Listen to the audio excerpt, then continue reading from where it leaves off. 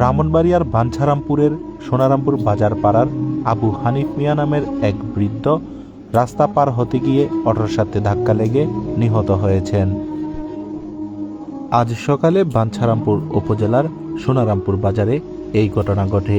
প্রতিদিনের ন্যায় আবু হানিফ মিয়া বাজার করতে গিয়ে বাড়িতে ফেরার পথে রাস্তা পার হতে গিয়ে অটোর সাথে ধাক্কা লেগে রাস্তায় পড়ে গেলে স্থানীয়রা উদ্ধার করে সোনারামপুর নিউ লাইফ হাসপাতালে নিয়ে গেলে কর্তব্যরত চিকিৎসক বাঞ্ছারামপুর উপজেলা স্বাস্থ্য কমপ্লেক্সে রেফার করে।